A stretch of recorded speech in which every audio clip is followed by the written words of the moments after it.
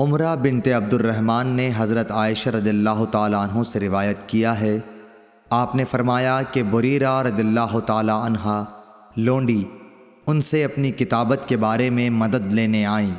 حضرت عائشہ رضی اللہ تعالیٰ عنہا نے کہا کہ تم چاہو تو میں تمہارے مالکوں کو یہ رقم دے دوں اور تمہیں آزاد کرا دوں اور تمہارے اولا کا تعلق مجھ سے قائم ہو۔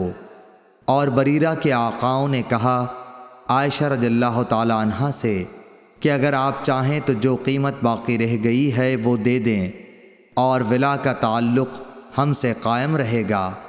رسول اللہ صلی اللہ علیہ وسلم جب تشریف لائے تو میں نے آپ سے اس امر کا ذکر کیا۔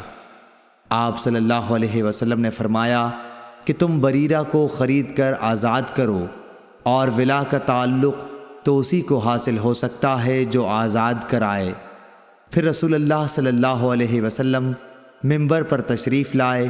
سفیان نے اس حدیث کو بیان کرتے ہوئے ایک مرتبہ یوں کہا کہ پھر رسول اللہ صلی اللہ علیہ وسلم منبر پر چڑھے اور فرمایا، ان لوگوں کا کیا حال ہوگا جو ایسی شرائط کرتے ہیں جن کا تعلق کتاب اللہ سے نہیں ہے۔ جو شخص بھی کوئی ایسی شرط کرے جو کتاب اللہ میں نہ ہو، اس کی کوئی حیثیت نہیں ہوگی اگرچہ وہ 100 مرتبہ کر لے۔